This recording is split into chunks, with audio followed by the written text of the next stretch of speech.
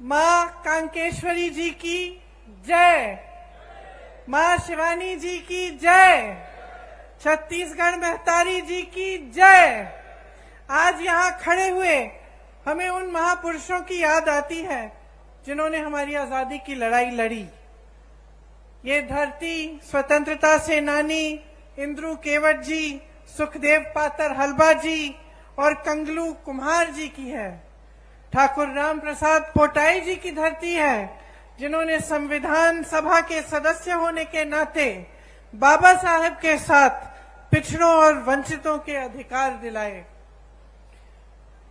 ये पंचायती राज का सम्मेलन है। महात्मा गांधी जी के से लेकर राजीव गांधी जी तक पंचायती राज का जो सपना था उसको साकार करने का कार्य कांग्रेस ने किया। 33% महिला आरक्षण पंचायतों में भी कांग्रेस पार्टी की सरकार ने किया। देखिए, जैसे बघेल जी ने कहा, एक समय था जब जनप्रतिनिधि की संख्या बहुत कम थी, तो उससे क्या होता था कि जितने निर्णय लेने थे वो सब एक जगह केंद्रित हो जाते। वही 5000 लोग पूरे देश के लिए छोटे से बड़ा सा बड़ा निर्णय ले सकते थे। तो कई ऐसे कार्य होते थे जिनको होने में बहुत समय लगता था। कई ऐसे कार्य भी होते होंगे जिनकी जरूरत ही नहीं थी। कई ऐसे कार्य होते थे जिनकी जरूरत थी लेकिन समय लगता था। दिल्ली जाना पड़ता था या रायपुर जाना पड़ता था या कहीं और आपके जिले में जाना पड़ता था अगर गांव का कार्य होता था। तो जब पंचायती राज की बात हुई तब मंशा ये थी कि लोकतंत्र को जन जन तक पहुंचना चाहिए। इसका मतलब है कि जो गांव का विकास है, जो गांव का कार्य है, उसका निर्णय गांव में ही होना चाहिए। आज आप सब यहाँ बैठे हैं, आप सब जमीनी लोग हैं। सबसे ज्यादा अच्छी तरह कौन जानता है कि गांव की जरूरतें क्या हैं, गांव के विकास के लिए क्या अच्छा रहेगा, कौन सा काम पहले करना चाहिए, किसकी ज्यादा जरूरत है, ये आप सब जानते हैं और आपसे बढ़कर कोई नहीं जानता। आज आपके हाथों में सत्ता है। आज पैसा सरकार आपके हाथों में भेजती है ताकि आप ये निर्णय ले सकें और गांव में आप खुद काम करा सकें। तो ये छोटी बात नहीं है, बहुत बड़ी बात है कि लोकतंत्र की नींव, इस देश की जितनी भी व्यवस्था है उसकी नींव आज पंचायतों में, गांव में, नगर पालिकाओं में है। तो आपकी जो जिम्मेदारियां हैं वो बहुत बड़ी जिम्मेदारियां हैं और मैं जानती हूं कि इन जिम्मेदारियों को आप बहुत निष्ठा के साथ पूरा करते हैं। यहाँ पे लिखा है छत्तीसगढ़ सरकार भरोसे की सरकार। भरोसा करते हैं आप इस सरकार में? जोर से बोलिए, करते हैं? क्यों करते हैं? हाँ? देखिए, भरोसे को बनने में समय लगता है। भरोसे को बनने में ये होना जरूरी है कि आपको दिखे। आप किसी के साथ दोस्ती भी कर लो, नई दोस्ती है, एकदम भरोसा नहीं बनता, समय लगता है। कहीं आपको कोई समस्या आ गई आपके घर में, उस दोस्त ने मदद कर ली तो भरोसा बनना शुरू होता है। कहीं सबने आपके बारे में कुछ गलत कह दिया, वो दोस्त खड़ा हो गया, उसने कहा नहीं वो ऐसा नहीं है, मेरा दोस्त है, तो आपका भरोसा बनता है कि नहीं। तो सरकार के साथ भी अनुभव से ही भरोसा बनता है। और अनुभव किस चीज का होता है? निष्ठा का होता है। आप देखते हैं कि यह सरकार हमारे लिए काम कर रही है। क्या इस सरकार के लिए जनता सर्वोपरि है कि नहीं? क्या इस सरकार में ऐसे मंत्री हैं, ऐसे लोग हैं जो सबसे पहले अपना फायदा देखते हैं या सबसे पहले जनता का फायदा देखते हैं? और जब आपको अपने अनुभव से पता चलता है कि हाँ हमारे गांव में काम हो रहा है, हमारे नगर में काम हो रहा है, प्रदेश का निर्माण हो रहा है, हमारी कोई समस्या होती है उसके हल के लिए कार्य हो रहा है, तभी आपका सरकार में भरोसा बनता है। तो आज अगर छत्तीसगढ़ की कांग्रेस की सरकार में आपका भरोसा है तो ये इस वजह से है कि छत्तीसगढ़ की जो कांग्रेस की सरकार है वो कांग्रेस की एक बहुत पुरानी परंपरा को आगे बढ़ा रही है। कैसे? आप तो जानते ही हैं कि मेरे परिवार का आपके साथ एक बहुत पुराना रिश्ता है।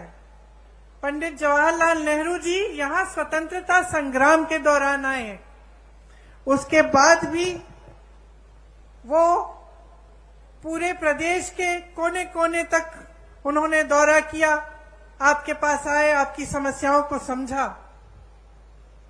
इंदिरा जी 1972 में बस्तर में आई थी, शायद आपने भी एक फोटो देखी हुई होगी जिसमें वो नाच रही हैं कुछ आदिवासी बहनों के साथ। तो आपको याद है कि मेरे पिता और मेरी माता जी भी काफी बार बस्तर आए, आपके घरों में गए, गांव में गए, आपकी समस्याओं को समझने की उन्होंने कोशिश की। और सिर्फ मेरे परिवार के सदस्यों ने नहीं, लेकिन कांग्रेस के जितने भी नेता रहे उन्होंने हमेशा ये प्रयास किया कि आपको समझें, आपकी समस्याओं को समझें और गहरी तरह से उनको सुलझाने की कोशिश करें।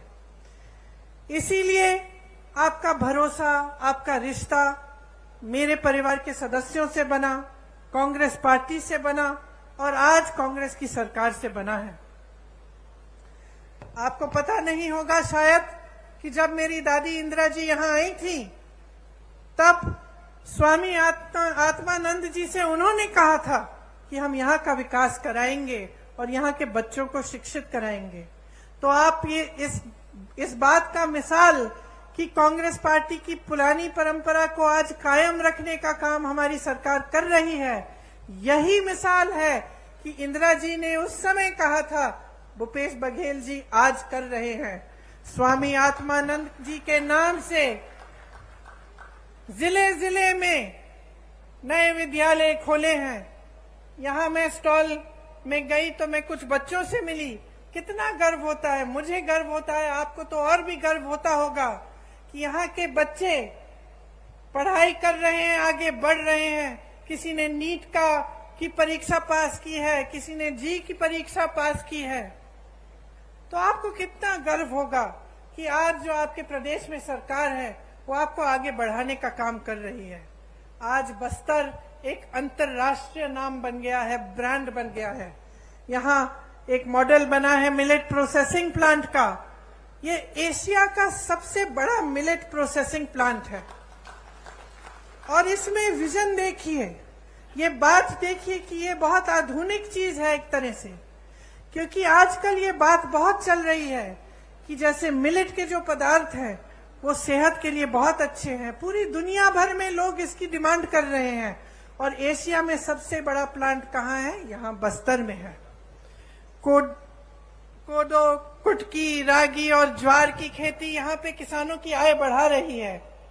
बस्तर एक पर्यटन स्थल बन गया है जहाँ देश भर से लोग आते हैं आपकी प्रकृति की सुंदरता को देखने के लिए। बहुत लोगों को रोजगार मिला, आपकी संस्कृति, आपकी हुनर, आपकी कला को बढ़ावा मिला है और उसको बदलने की कोई कोशिश नहीं कर रहा है। आप पर कोई अपनी संस्कृति को ठोसने की कोई कोशिश नहीं कर रहा है, आप ही की संस्कृति को आगे बढ़ाया जा रहा है। 60 से ज्यादा वन उपज आज समर्थन मूल्य पर खरीदे जा रहे हैं। देश में कुल वन उपज जितने भी हैं उनमें सबसे ज्यादा योगदान छत्तीसगढ़ से है। लखनपुरी, चरामा में रोजगार बनाने के लिए औद्योगिक क्षेत्र विकसित किए गए हैं। तो इतना सारा काम आपके क्षेत्र में हो रहा है। भाजपा के राज में क्या था?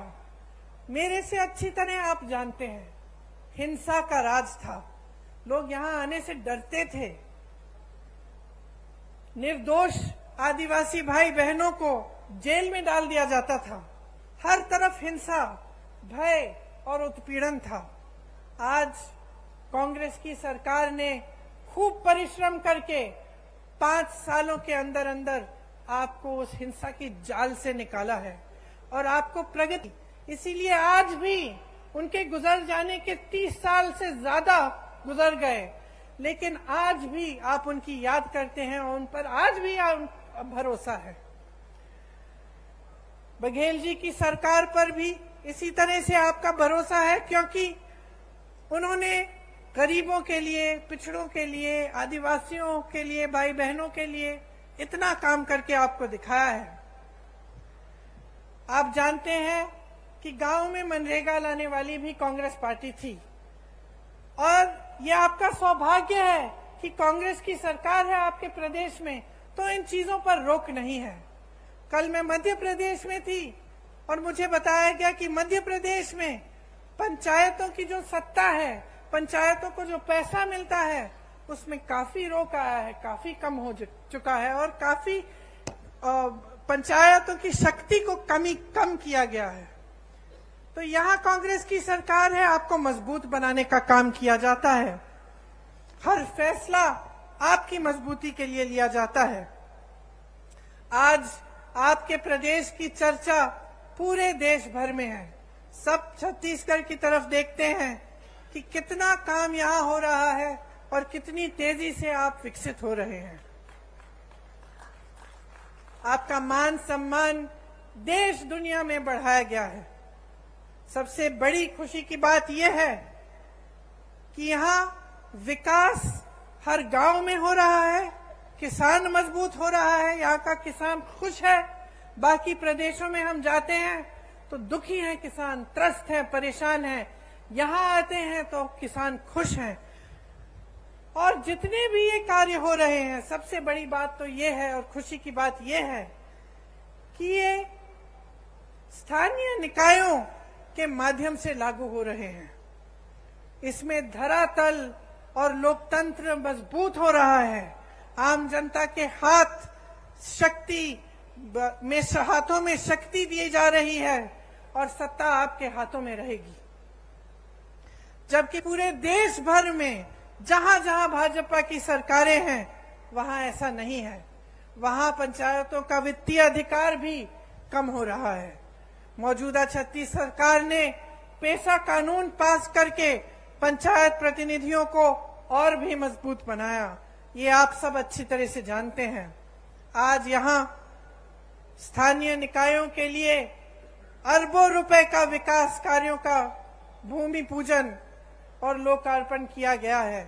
आप सबको गर्व होना चाहिए कि ये सारा काम आपके प्रदेश में हो रहा है और आप ही के जरिए हो रहा है।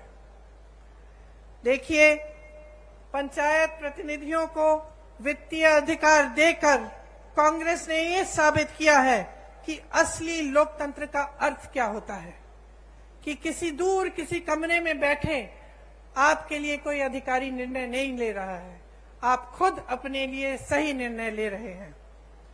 भाजपा ने क्या किया, इसका एकदम विपरीत किया है।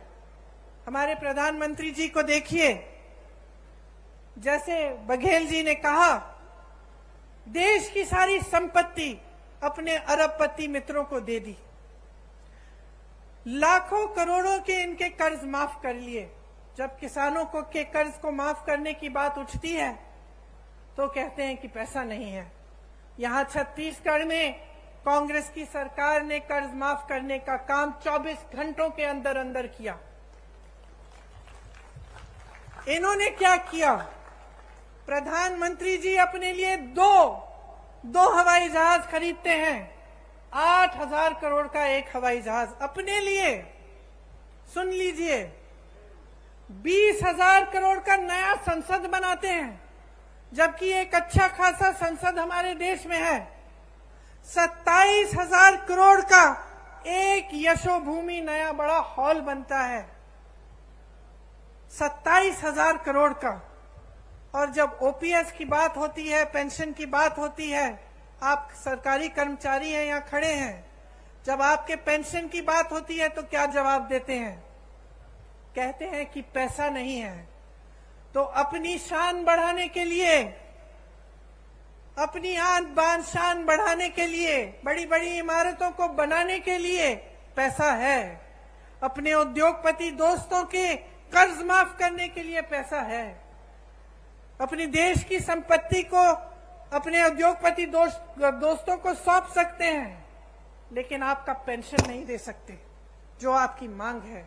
आज छत्तीसगढ़ की सरकार आपको पुराना पेंशन दे रही है, क्योंकि जब नीयत सही होती है तो जो जनता के लिए अच्छा होता है वो सरकार करती है।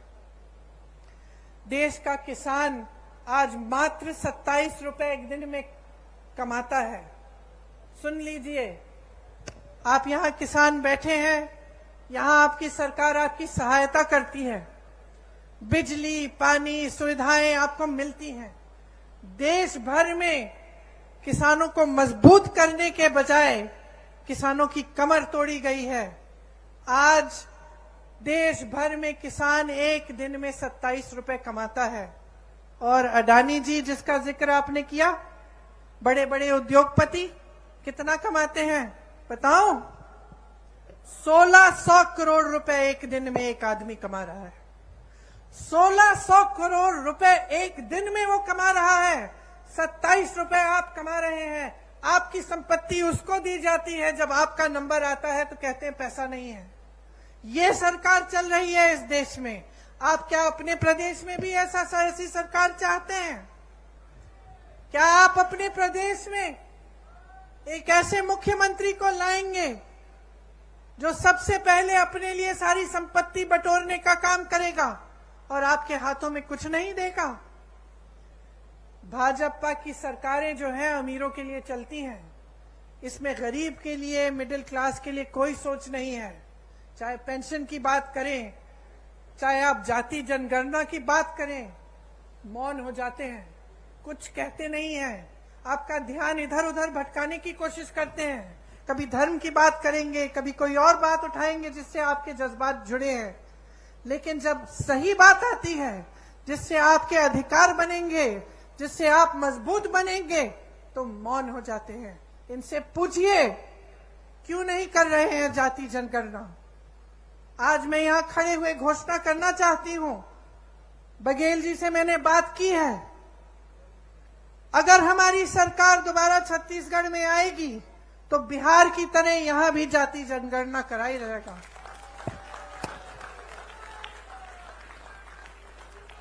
बिहार में आपने देखा है, बिहार में आंकड़े आपने देखे हैं, 84% ओबीसी एससी एसटी के लोग हैं। मैं आपसे आज पूछना चाहती हूं कि बड़े बड़े पोस्ट में, बड़े बड़े अधिकारियों के जहां जहां सत्ता है, वहां क्या 84% ओबीसी एससी एसटी के लोग हैं? जवाब दीजिए, हैं? क्या उनका अधिकार नहीं है? तो जाति जनगणना क्यों नहीं हो सकती? होनी चाहिए। देखिए, जब आपकी काम की बात होती है ये लोग मौन हो जाते हैं, या फिर जैसे मैंने कहा आपका ध्यान कहीं और भटकाने की कोशिश करते हैं। इन्होंने जितनी महंगाई इस देश में बढ़ाई है, वो मेरी बहनें जो यहाँ बैठी हैं वो बहुत अच्छी तरह समझती हैं, क्योंकि पूरे समाज परिवार का बोझ उठाती हैं। आप चाहती हैं कि आपके बच्चे बड़े हों, पढ़े लिखें। जब आप स्कूल की फीस भरने जाती हैं कितनी मुश्किल होती है आपके लिए, जब आपको उनकी वर्दी खरीदनी पड़ती है, उनकी किताबें खरीदनी पड़ती हैं, उनके लिए कोई नए कपड़े लेने पड़ते हैं, जूते लेने पड़ते हैं, सब पे जीएसटी टैक्स लग जाता है। सब पे केंद्र सरकार ने टैक्स लगाया है और उसका दाम बढ़ा दिया है। टैक्स आप दे रहे हैं और मौज उनके उद्योगपति दोस्त कर रहे हैं। हर चीज पे टैक्स लग रहा है, कपड़ों पे, बर्तनों पे। जो आप जाके आप सब्जियां खरीदते हैं वो भी महंगी हो गई हैं, तेल महंगी हो गई है। गैस के सिलेंडर को देखिए, इनका कहना है कि हम राशन आपको मुफ्त दे रहे हैं, लेकिन मैं इनकी राज बताती हूं आपको। आज कांग्रेस की सरकार में आपको 60 रुपए का राशन मिलता था कि नहीं मिलता था? आपको याद है? आपको 60 रुपए देने पड़ते थे, आपको राशन मिलता था। उस समय किसी को याद है कि सिलेंडर का क्या दाम था? 425 रुपए था। 425 रुपए का सिलेंडर था, 60 रुपए का आपको राशन मिलता था। तो 485 रुपए में आपको राशन भी मिल जाता था, आपको सिलेंडर भी मिल जाता था। ये सही है कि नहीं बहने? सही है। अब इन्होंने कह दिया कि हम राशन मुफ्त दे रहे हैं, बहुत अच्छा। सिलेंडर कितने का दे रहे हैं? 1125 रुपए से 1200 रुपए में। समझ रहे हैं आप कि आपके साथ कितना बड़ा धोखा हो रहा है? आपको कहा जा रहा है कि आपको राशन मुफ्त मिल रहा है, लेकिन जितना राशन का दाम पहली सरकार को आप जितना राशन के लिए देते थे, उससे कहीं ज्यादा सिलेंडर का है। तो जहां आपको 485 रुपए में दोनों चीजें मिल जाती थी, आज 1125 रुपए में एक सिलेंडर मिल रहा है। कौन खरीदेगा? अरे इनके उद्योगपति दोस्त आपके घर आके आपके लिए सिलेंडर खरीदेंगे? जहां जहां रोजगार का मौका था, इन्होंने खत्म कर दिया। नौकरियां मिलती थी, रोजगार मिलता था पीएसयू से। इसीलिए पंडित जवाहरलाल नेहरू का जो नजरिया था उस समय कि बड़े बड़े पीएसयू बनाए ताकि जनता को रोजगार मिले, आज वो पीएसयू बिक गए हैं, निजी बन गए हैं। उसमें ना आरक्षण मिलेगा और ना रोजगार मिलेगा। आपको खेती किसानी से रोजगार मिलते थे, और पूरे देश भर में किसान को इतना कमजोर बना दिया है कि वो बेचारा कमा नहीं पा रहा है। डीजल में जीएसटी, पेट्रोल में जीएसटी, खाद महंगी, सब चीज महंगा, गुजारा नहीं हो रहा किसानों का। और तीसरी जगह जहां से रोजगार बनते थे, छोटे छोटे उद्योग, जैसे आप दुकान, छोटी राशन की दुकानें, छोटे उद्योग जो हर जगह, हर जिले में, हर छोटे छोटे शहर में होते थे, नोटबंदी को लेकर, जीएसटी को लेकर वो भी बंद हो रहे हैं सारे। तो रोजगार देंगे कहां से ये लोग? इनको कोई दिलचस्पी नहीं है आपकी भलाई में। ये सिर्फ चाहते हैं कि सारी देश की संपत्ति इनके बड़े बड़े उद्योगपति दोस्तों को मिल जाए, ताकि उनके जरिए उनकी पार्टी में डाला जाए और चुनाव पे वो पैसे फेंक फेंक के चुनाव जीत सके। ये उनका मकसद है, सत्ता में रहना। और जो नेता सिर्फ सत्ता में रहना चाहता है और वो ये नहीं समझता कि सत्ता देने वाली पब्लिक है, तो वो नेता पब्लिक की भलाई कभी नहीं कर सकता।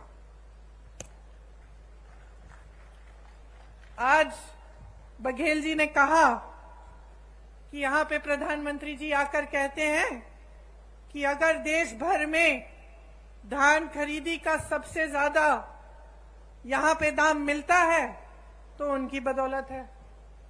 अब बताइए, ये जब प्रदेश सरकार काम करती है तो उसका श्रेय भी लेना चाहते हैं, इससे उनकी नीयत दिखती है।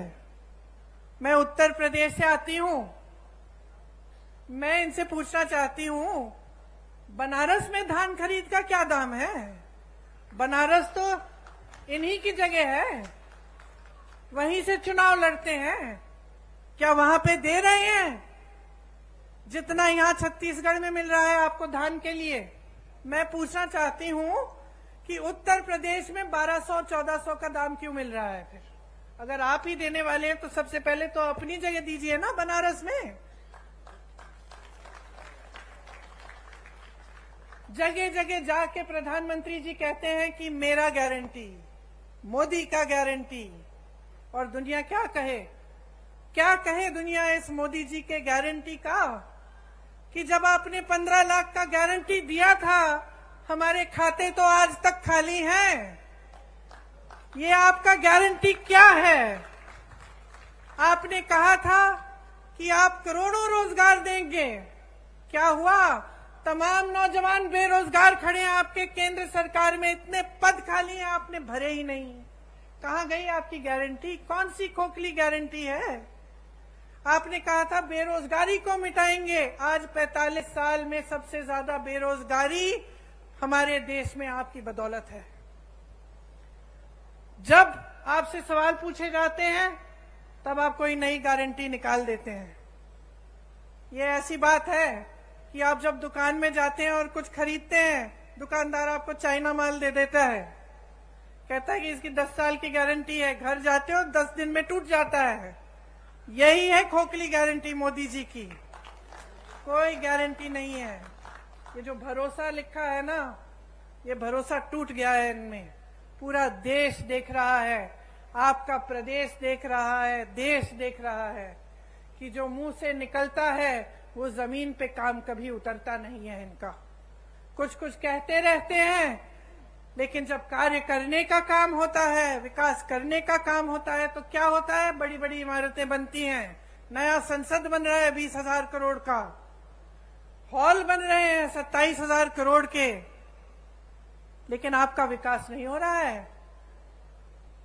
आपके पैसे, आपकी संपत्ति आपसे छीनी जा रही है, गरीबों से छीन कर अमीरों को दी जा रही है, बड़े बड़े उद्योगपतियों को सींचा जा रहा है, और ये आपकी संपत्ति है। इसलिए आज यहां खड़े होकर मैं आपसे कहना चाहती हूं कि एकदम जागरूक बन जाओ। यहां जो प्रदेश में सरकार चली है उसने आपके लिए काम किया है, और सबसे बड़ा काम जो किया है कांग्रेस की सरकार ने, वो आपकी संपत्ति दोबारा आपके हाथों में डालने का काम किया है, आपसे छीना नहीं है। जो आपका अधिकार था वो आपको वापस दिया है, जो आपकी संपत्ति है वो आपके हाथों में डाली है। 5 सालों में लगभग 2 लाख करोड़ रुपए जनता के हाथों में गए हैं छत्तीसगढ़ में। यहाँ के 40 लाख लोग गरीबी रेखा से बाहर आए हैं 5 सालों में। गढ़बो नवा छत्तीसगढ़ के नारे के साथ किसानों, गरीबों, आदिवासियों और छत्तीसगढ़ महतारी को मजबूत करने के लिए योजनाएं बनी हैं। गोठान समितियों से लाखों को रोजगार मिला है। यहाँ आप भी जब खत्म करेंगे जाके देखिए, गर्व होता है इस काम को देखकर। जहां जितने भी उत्तर भारत में इतनी बड़ी समस्या बन गई है आवारा पशुओं की, उत्तर प्रदेश की हूं, मैंने आपसे कहा, वहां आप देखिए, जहां देखेंगे वहां आवारा पशु खेती खा रही है। महिलाएं परेशान हैं, रात भर उनके पतियों को खेती में बैठना पड़ता है, निगरानी करनी पड़ती है, और दिन भर वो जाती हैं कि किसी न किसी तरह से खेती बच जाए। लेकिन सरकार ने इस समस्या को हल करने के लिए कुछ नहीं किया। यहाँ छत्तीसगढ़ में मैं गर्व से कहना चाहती हूँ कि जो गोठान योजना है उससे ये समस्या हल भी हुई है, और इससे आपकी प्रगति भी हुई है, और आपको रोजगार मिले हैं, आपकी कमाई हुई है। वहां खड़ी हुई मेरी बहनें खुशी से खिलखिला रही हैं। मैंने जब उनसे पूछा खुश हो, मुस्कुरा के कहीं खुश हैं। कितना कमाया है? हमारे समूह ने 1 लाख कमाया है। गर्व से कह रही हैं। अब इनको कौन दबाएगा? आगे बढ़ना शुरू हो गया है, विकसित होना शुरू हो गया है। तो यही चाहते हैं आप प्रदेश की सरकार से। खेती में देखिए, जैसे मैंने कहा, देश भर में किसान त्रस्त है, परेशान है, लेकिन यहाँ पे किसान खुश क्यों है? उसका कर्ज माफ किया गया, उसको सुविधाएं दी गई, धान के खरीद के जो दाम है सबसे ज्यादा है, तो खुश क्यों नहीं होगा? ये एकमात्र प्रदेश है पूरे देश में जहां लोग किसानी का काम करना चाह रहे हैं, नए रोजगार बन रहे हैं इसके द्वारा।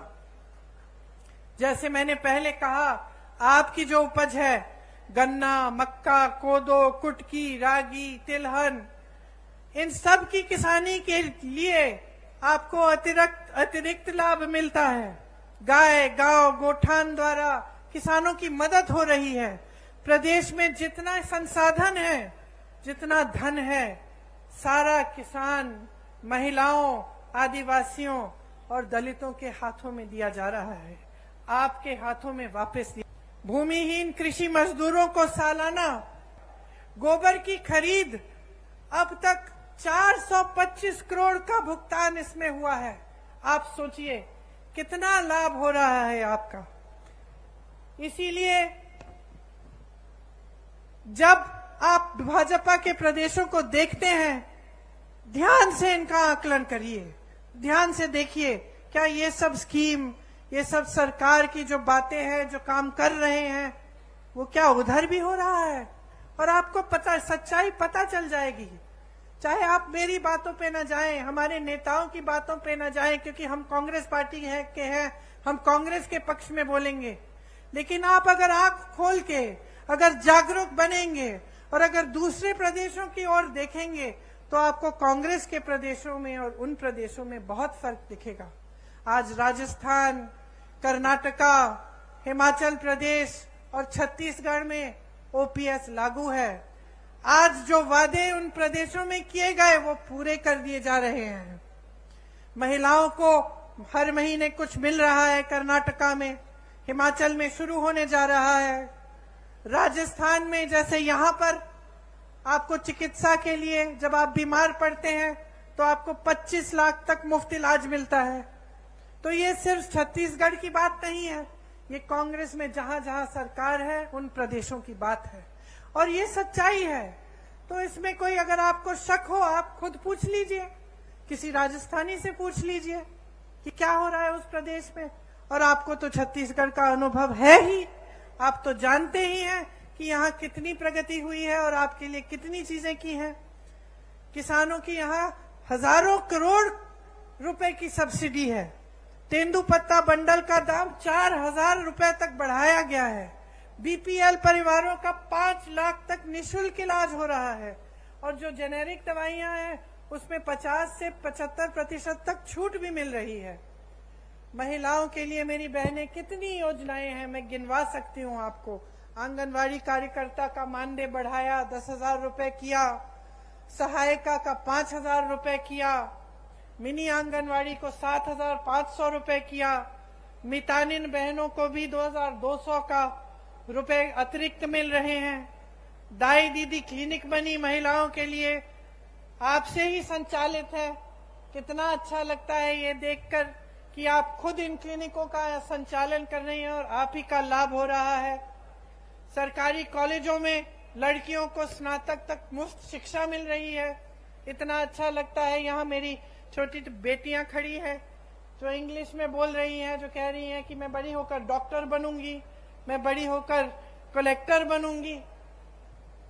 स्वामी आत्मानंद स्कूल की बात की हमने, जिनके बारे में आदिवासी बच्चियों की शिक्षा के लिए इंदिरा जी ने बोला था, बघेल जी ने वो सपना साकार किया।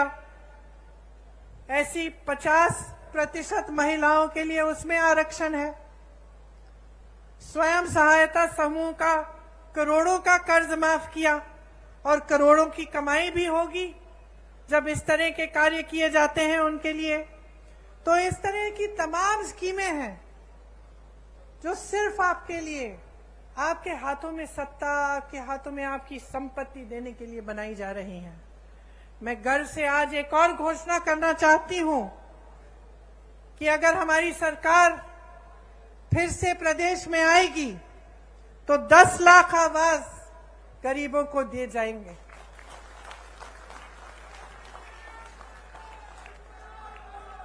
छत्तीसगढ़ का जो मॉडल है वो एक ऐसा विकास का मॉडल है जिसमें ग्रामीण अर्थव्यवस्था को मजबूत किया जा रहा है।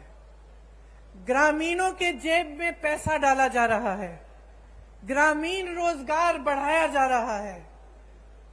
यहां से पलायन की जरूरत ही नहीं पड़ेगी।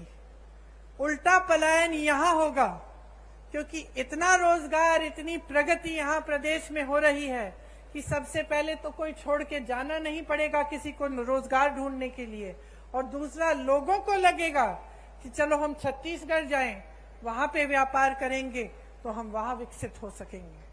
तो ये एक बहुत बड़ी बात है जिसके जरिए छत्तीसगढ़ आर्थिक, सामाजिक और सांस्कृतिक तौर पर भी विकसित होगा। आप तो जानते ही हैं कि यहाँ राम सीता वन गमन पथ बनाया है। भगवान राम जी ने अपने 14 वर्ष वनवास के यहीं बिताए। जहां जहां भगवान राम जी और मां सीता जी के चरण पड़े, उनमें से 75 स्थलों की पहचान करके उनको पर्यटन तीर्थों के रूप में विकसित किया जा रहा है। तो ये सारी बातें मैंने आपको बताई हैं, लेकिन मैं जानती हूं कि इनका अनुभव आपको है। आप खुद देख रहे हैं कि आपके प्रदेश में खुशहाली आ रही है। तो मैं सिर्फ ये कहना चाहूंगी आपको कि चुनाव आ रहा है, शायद कल घोषित हो जाएगा, कुछ दिनों में पोलिंग का दिन आएगा। आप सब, खासतौर से मेरी बहनें, आप अपना वोट डालने जाएंगी। आज मुझे बहुत खुशी की बात है कि जितने भी राजनीतिक दल हैं वो समझ गए हैं कि जो मेरी बहनें हैं, असली शक्ति इनके हाथों में है। आज सब आपके वोटों के पीछे दौड़ रहे हैं, तो इसका मतलब है कि आपकी जिम्मेदारी दुगनी हो गई है। किसके प्रति है ये जिम्मेदारी? आपके देश के प्रति, आपके प्रदेश के प्रति तो है ही, लेकिन सबसे बड़ी जिम्मेदारी आपके बच्चों के प्रति है। आप अपने बच्चों का भविष्य मजबूत बनाना चाहती हैं कि नहीं? तो इसके लिए आप सबको, बहनों और भाइयों, बहुत जागरूक रहना पड़ेगा। आप सबको सवाल उठाने पड़ेंगे कि आपके लिए क्या और कौन क्या करता है।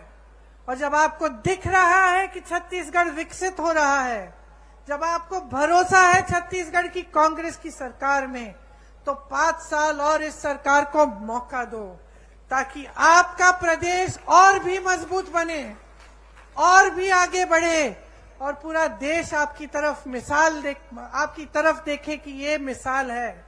प्रदेश ऐसे चलना चाहिए, ऐसे विकसित होना चाहिए, और जो सरकार काम करती है इसी तरह से सरकार को काम करना चाहिए। इसलिए आज यहां खड़े हुए मैं आपसे कहती हूं कि आप अपने अनुभव पे उतरो, आप जागरूक बनो, आपका अपना कर्तव्य पूरा करो, अपने ही प्रति, अपने ही बच्चों परिवारों के प्रति, अपने भविष्य के प्रति, अपने प्रदेश और देश के प्रति। और जब आप जागरूक बनेंगे तो ये स्पष्ट है कि आप कांग्रेस को ही वोट देंगे। क्यों? आप अंदर जानते हैं कि कांग्रेस ने आपके लिए दिन रात एक करके काम करके दिखाया है। आप सबने बहुत ध्यान से मेरी बातों को सुना। आज गर्मी भी है काफी। मेरी बहनों को मैंने पैदल चलते हुए देखा जब यहाँ आ रही थी, तो मैं दिल से आपको धन्यवाद देना चाहती हूँ कि आप यहाँ आई और आपने मेरी बातें इतनी ध्यान से सुनी। एक बार मेरे साथ कहिए, छत्तीसगढ़ महतारी की, छत्तीसगढ़ महतारी की, छत्तीसगढ़ महतारी की जय हिंद। धन्यवाद।